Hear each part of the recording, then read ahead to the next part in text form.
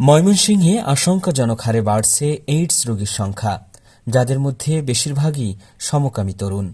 এতে আতঙ্কিত হয়ে পড়েছেন অভিভাবকরা। বিশেষজ্ঞরা বলছেন, নৈতিক অবক্ষয়ের কারণেই তরুণদের মধ্যে এইডস আক্রান্তের হার বাড়ছে। ময়মনসিংহ মেডিকেল কলেজ হাসপাতালের HIV টেস্টিং সার্ভিস সেন্টার সূত্রে জানায়, প্রায় ৫ বছরে ১১,২০৮ জনের HIV পরীক্ষা করে ৬০ জনের শরীরে এইডস ধরা পড়েছে।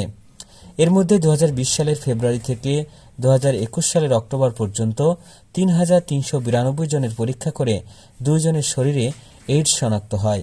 ২০২১ সালের নভেম্বর থেকে ২০২২ সালের অক্টোবর পর্যন্ত ১,৭২৯ জনের পরীক্ষা করে ১০ জনের শরীরে এইডস শনাক্ত হয়। আর ২০২২ সালের নভেম্বর থেকে ২০২৩ সালের অক্টোবর পর্যন্ত ৩,২৯৬ জনের পরীক্ষা করে এইডস ধরা পড়েছে ১৪ জনের।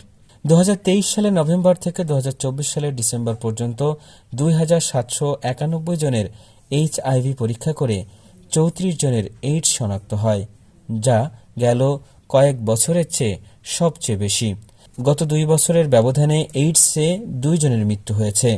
আর আক্রান্ত ৫৮ জনের মধ্যে ৫৩ জনই পুরুষ, যার মধ্যে সমকামী রয়েছেন ৪০ জন।